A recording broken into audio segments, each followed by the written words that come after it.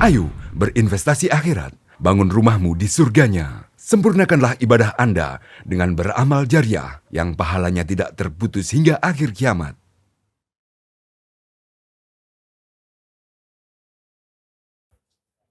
Bismillahirrahmanirrahim. Assalamualaikum warahmatullahi wabarakatuh. Alhamdulillah. Alhamdulillahilladzi hadana bi'abdihil mukhtari man da'ana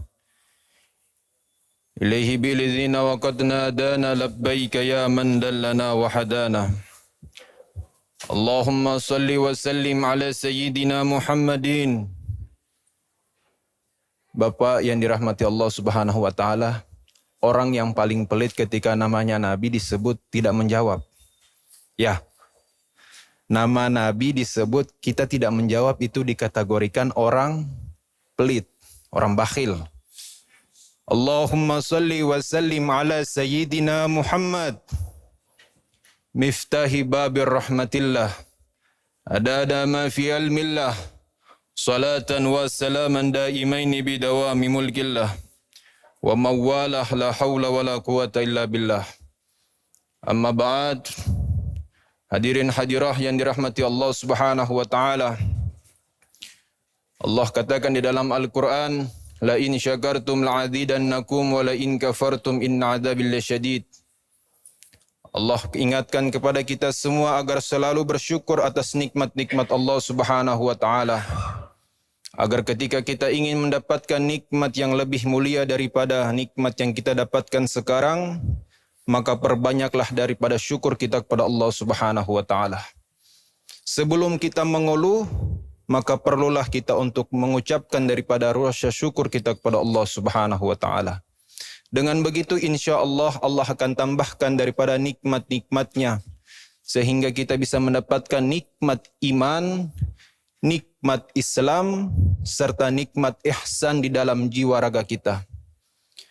Ma'asyiral muslimin yang dirahmati Allah Subhanahu wa taala, kemudian salawat serta salam selalu kita sampaikan kepada junjungan kita Sayyiduna Muhammad sallallahu alaihi wasallam. Berdoa dan memohon kepada Allah Subhanahu wa taala agar kita dimudahkan oleh Allah Subhanahu wa taala untuk mendapatkan daripada syafaatnya Sayyiduna Muhammad sallallahu alaihi wasallam. Hadirin yang dirahmati Allah Subhanahu wa taala, alhamdulillah kita sudah memasuki daripada hari yang ke-11 dalam bulan suci Ramadan. Maka marilah kita renungkan daripada bahwa puasa ini bukan hanya untuk menahan lapar, bukan hanya untuk menahan daripada dahaga, tetapi juga menahan hati dari penyakit batin. Salah satu penyakit hati yang paling berbahaya yakni adalah rasa iri hati, rasa dengki, rasa hasad. Bahkan dalam Ramadan juga adalah momentum untuk membersihkan daripada hati kita. Menjadikan puasa bukan hanya untuk ibadah fisik, melainkan lebih-lebih juga ibadah untuk menjaga daripada hati kita. Allah Subhanahu wa taala berfirman di dalam Al-Qur'an, Am yahsuduna an-nasa 'ala ma atahumullahu min fadlih. Kata Allah, apakah mereka dengki kepada manusia lantaran karunia yang Allah berikan kepada mereka? Allah katakan dalam surat An-Nisa ayat 58. Dan ayat ini juga menegaskan bahawa dengki adalah bentuk penolakan terhadap takdir Allah Subhanahu wa taala. Dikatakan dalam hadis qudsi, Allah bilang, barang siapa yang tidak bersabar atas balaku dan siapa orang yang tidak mensyukuri atas nikmatku dan siapa orang yang tidak ridho atas ketentuanku, maka keluarlah dari bumi Allah Subhanahu wa taala. Bahkan dikatakan juga disuruh cari Tuhan selain Allah Subhanahu wa taala. Ini adalah salah satu peringatan Allah Subhanahu wa taala kepada seorang hamba yang tidak mau menerima ketentuan Allah Subhanahu wa taala. Kemudian Nabi juga menjelaskan dalam hadisnya beliau tentang masalah hati. Beliau sampaikan, iyyakumul hasada fa innal hasada ya'kulul hasanat kama ta'kulun narul khatab. Kata baginda Rasulullah Muhammad sallallahu alaihi wasallam memerintahkan kepada kita untuk menjauhi daripada sifat hasad, menjauhi daripada sifat iri hati, menjauhi daripada sifat dengki. Karena ketahuilah hadirin yang dirahmati Allah, sifat-sifat tersebut dapat memakan pahala baik kita seperti api yang memakan kayu. Hadis di atas menunjukkan bahawa dengki juga bisa menghapus dari pahala ibadah kita. Lebih-lebih juga di bulan suci Ramadan ini, hasad, dengki, iri hati bisa menghapus daripada pahala puasa kita. Dan kita juga disuruh untuk menahan diri daripada iri hati, tidak merasa sakit hati ketika orang lain mendapatkan nikmat dari Allah Subhanahu wa taala.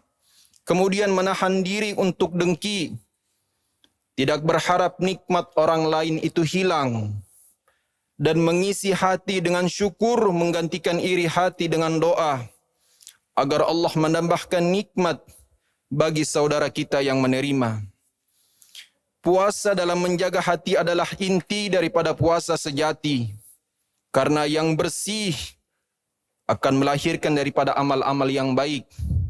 Yang bersih akan melahirkan daripada amal-amal yang mulia.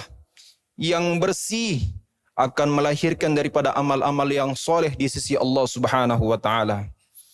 Dikisahkan oleh Nabi Muhammad sallallahu alaihi wasallam, beliau selalu mendoakan kebaikan bagi umatnya. Beliau tidak pernah iri hati kepada orang lain. Bahkan ketika musuhnya mendapatkan kemenangan sementara pada saat perang, beliau mengajarkan kepada para sahabat bahawa hati yang bersih adalah sumber kekuatan untuk berdakwah di jalan Allah Subhanahu wa taala. Kemudian juga dari Sayyidina Abu Bakar radhiyallahu an, beliau dikenal sebagai sahabat yang hatinya paling bersih. Ketika orang mencelanya beliau, beliau tetap mendoakan kebaikan kepada mereka. Inilah contoh puasa daripada Nabi Muhammad sallallahu alaihi wasallam. Inilah contoh puasa untuk menjaga hati daripada sahabat Sayyidina Abu Bakar As-Siddiq radhiyallahu an. Kemudian inspirasi yang kita harus ambil dari kisah-kisahnya beliau, yaitu kita harus tidak iri pada keberhasilan seseorang.